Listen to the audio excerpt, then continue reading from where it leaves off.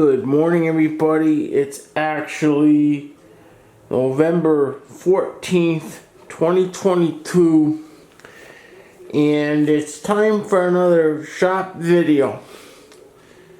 And this one is going to be my video on the internet underground and what it is and basically how everything works. And the reason this video is coming up is longtime viewers of the channel will remember that I did a two-part series on malware and talking about malware.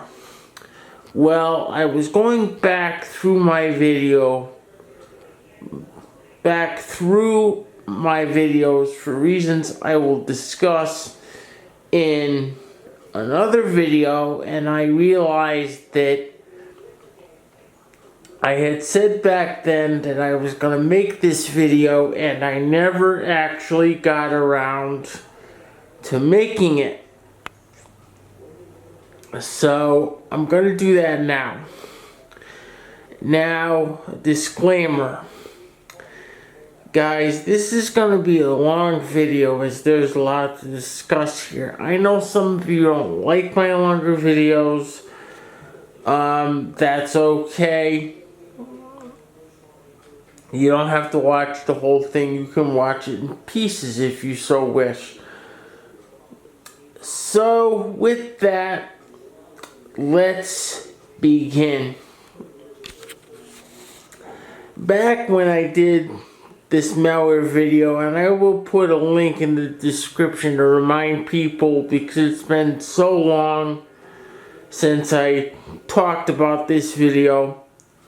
I said that I was going to make this video to explain where malware came from. And the thing that you have to understand, there's a couple of basic items that I have to talk about first. And that's, number one is that the internet is a lot bigger than most people even know. There are basically two parts to the internet at large. The first part is what we call the surface web. The surface web is the part of the internet that we use every single day and we're familiar with every single day. All of the websites, all of the email, all of that basic infrastructure that gets used every single day is all the surface web. But what most people don't know is that the surface web is a mere fraction of the entire network. The rest of it is what we call the deep web. Some people will also call this the dark web. Personally, I call it the dark net. And what the dark net is defined as officially is all of the websites that are not listed at all in any search engine. And you cannot get to deep web sites with a normal web browser. Here I'm going to put in a disclaimer. I am not going to discuss the technicals of exactly how you get to the deep web in this video or at all. However, I can't stop you from researching on your own. Just know that if you decide to do this, you do so at your own peril.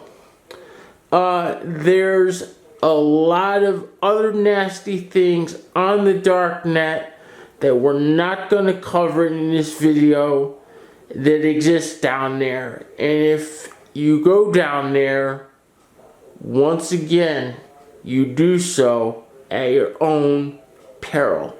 I would also not recommend going down there with a computer that you use every day, because Lord only knows what you're going to run into. Having said that, once the darknet was created, and it has an interesting history. It was actually created by the CIA for the purpose of CIA agents being able to communicate with the officers that are handling them in a safe manner. And the dark web, or the deep web, is encrypted.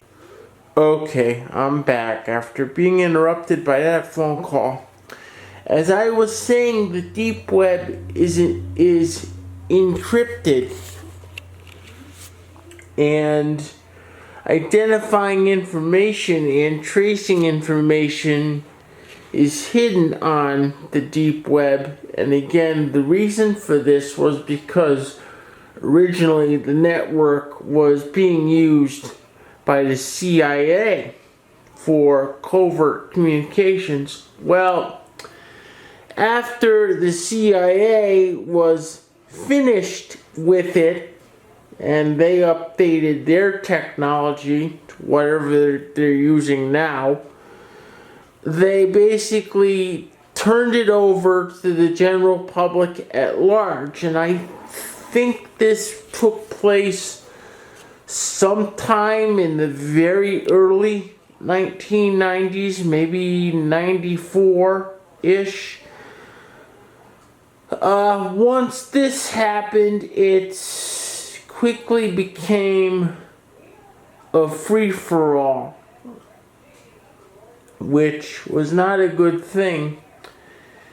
And then the next turn of events, which I remember very well because I was very much around when this happened, was in the early 2000s, around the turn of the millennium. And most of the history of that is actually probably will be in another video, but the big thing that happened then is we went from breaking into things and hacking things for curiosity's sake and learning's sake to, hey, we can actually make money doing this. And once that happened, it was game over. And there were warnings everywhere that this was going to raise all kinds of heck, and all kinds of new problems were going to show up. And I can tell you that everything they talked about back then wound up coming to pass, and then some. As an aside, we were talking about things like this new thing called identity theft was going to be a big problem, and you're not even going to be able to safely surf without your computer getting hacked, which is now a problem. It wasn't back then, hardly at all. All kinds of then new horrors. And the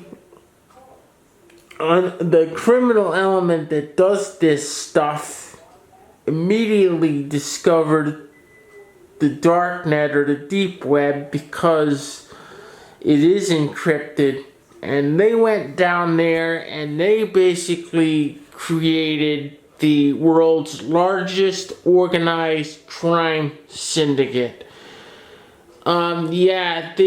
These guys, this is like the digital mafia here, people. These guys are smart, they are organized, and a handful of these people are truly, truly evil beyond all comparison. And it's these guys that are creating the malware. It's these guys that are committing the massive scale identity theft. It's these guys that are running the ransomware gangs. It's these guys that are raising all the heck. And it's very hard to do anything about them because 99% of these people, number one, 99% of these people are based overseas. And most of them are either based in Russia or China. And the problem with dealing with these people and trying to actually bust them and hold them accountable for their actions, with them being located in Russia and China, is that obviously, especially right now as I'm shooting this video, the United States is not on good relations with these countries, especially Russia. But even when we were having better relations with Russia, and I use the term better loosely here, it was always a major geopolitical issue to send FBI in or even send Interpol in and go actually make busts. I know people that were involved in this kind of activity, people that were actually doing the arresting. And I was always told that if we don't handle this very, very carefully, you could actually start a real war.